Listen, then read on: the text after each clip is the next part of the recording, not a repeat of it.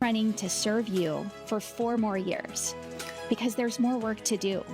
While Washington, D.C. keeps driving up prices, I'm taking action to bring them down, to fix our state's education system, and to keep Arizona a safe place for all of our families. Well, it is official. Governor Katie Hobbs confirming with this video posted to social media this morning that she is running for re-election. When she won in 2022, she was the first Democrat elected governor since Janet Napolitano won her second term in 2006. So the governor says that she's going to be focused on putting politics aside and putting Arizonans first this election. So joining us live this morning in studio, Governor Katie Hobbs to talk about her campaign, which just officially launched just a couple of hours ago. Yeah.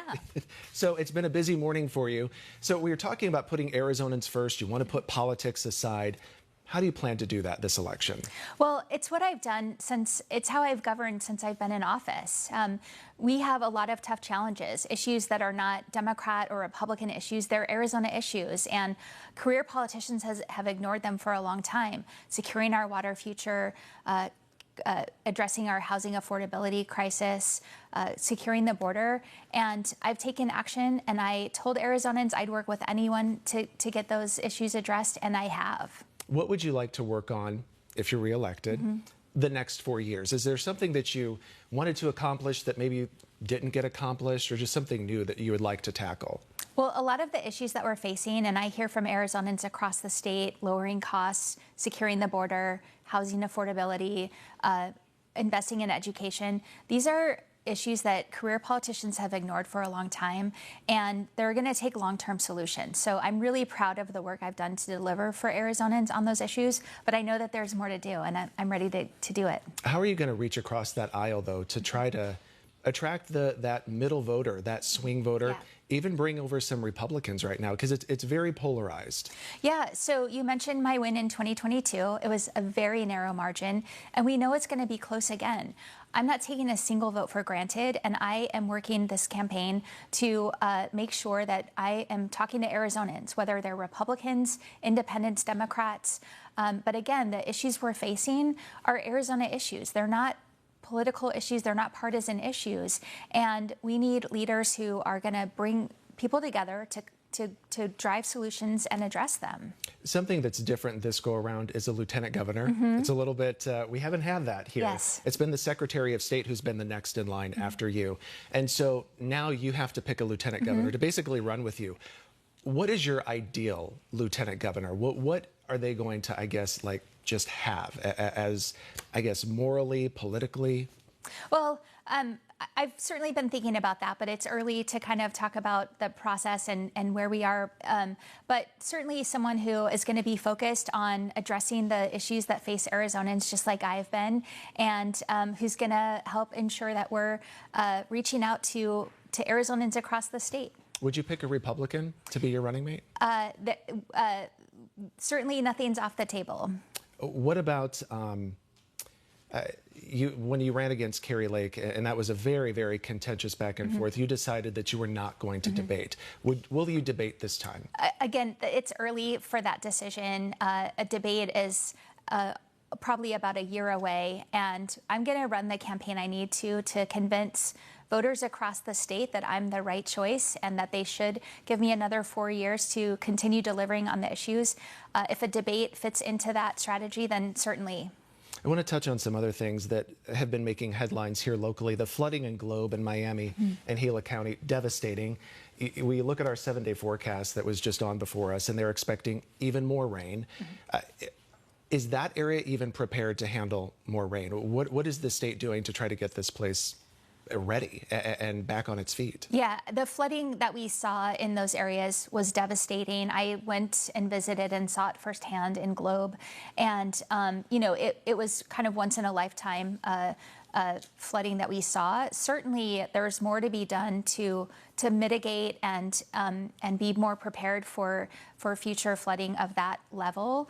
But that being said, right now we're focused on helping with recovery, and the state has garnered all the resources we have available. We're working to garner the federal resources and make sure that the families and the small businesses that have been affected can recover as quickly as possible. Have you had a good response from the federal government? Yes, actually, from the get-go, we were on the phone with FEMA, the Federal Emergency Management Administration. Their folks have been really responsive. I personally talked with the secretary, who committed that the resources we needed would be available. Some of the leaders in Gila County, they were asking for more assistance. Has more assistance, has that been sent to them?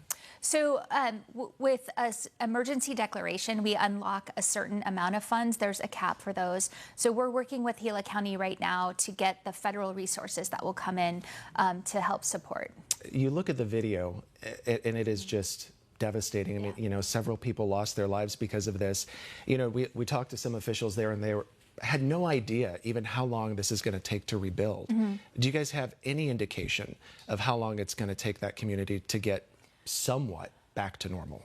So I was there last weekend, and the officials were still doing assessments. They have to assess the safety of even starting to rebuild. There was one restaurant, though, they already had new siding up inside, and they're ready to reopen. So it's going to be a varying degree of readiness.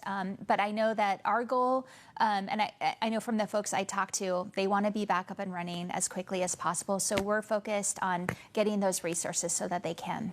Another area that we saw that was hit a couple of months ago was the north rim of the Grand Canyon, devastated. Yeah. I know that you toured that area as well, and miraculously, part of it reopened. Yeah.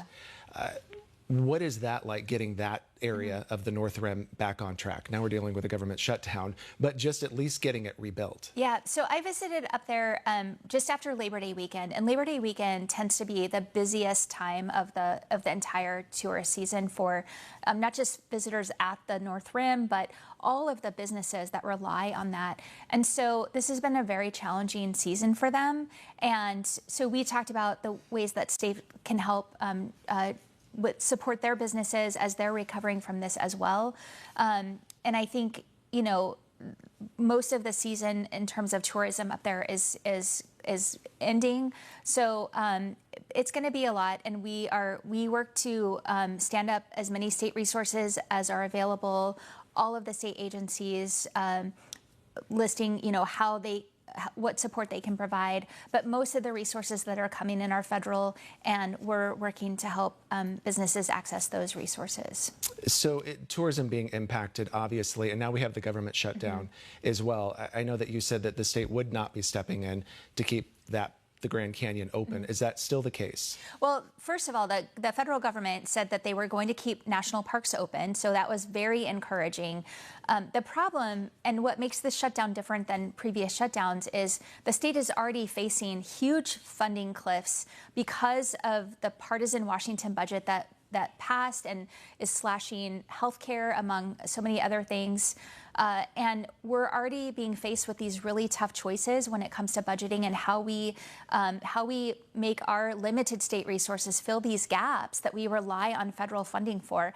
And so putting this layer of shutdown on top of it, we just don't have the capacity. One of the things that's making headlines as well, you know, and it's just so divided right now, the immigration issue. We have ICE. Yeah. Now we have the president deploying, or at least attempting to deploy, the National Guard to Chicago, Portland, Los Angeles, Memphis. What is your plan? Have you thought about if the president decides to send the National Guard into Arizona? I've certainly thought about that. But I don't want to speculate. It's a hypothetical at this point. I'm focused on. But it seems like it could be a very good chance. I mean, he is really focusing, it seems like at this point, on Democratic-led states. Certainly. So I mean, it could happen. Certainly, we're having those conversations. But again, I'm not going to speculate. This is what we'll do if this happens, because every situation is unique. We're certainly watching what's happening in other states. What I will say is this: the president campaigned on keeping our communities safer and saying that he would deport the worst of the worst. And that is not what we're seeing happen. And I don't think this is what Americans signed up for. As the governor of a border state, I am absolutely cognizant that Arizonans want a secure and orderly border. And that's what I've worked to focus resources on. That's where I've been able to partner with the Trump administration and find common ground. But his enforcement efforts are not what's keeping us safer. We're seeing some of the enforcement by ICE, and Governor Pritzker of Illinois, he tweeted, "Get your cell phones out, record what you see, put it on social media, peacefully ask for badge numbers and identification." What would you advise Arizonans who maybe encounter that, an ICE person taking someone into custody? Well, there's a lot of organizations out there that are making sure that Arizonans know what their rights are and that they're equipped with that information. And so I would just point folks in that direction to make sure that they're informed about what their rights are. So the governor, launching today officially your campaign for re-election. Thank you so much for being here. Thank you. Do we have a bus tour? What are we expecting this time around? More to come, but yeah. All right. So Governor Katie Hobbs, thank you so much for joining us. Thank I'm you. sure we'll be chatting more soon.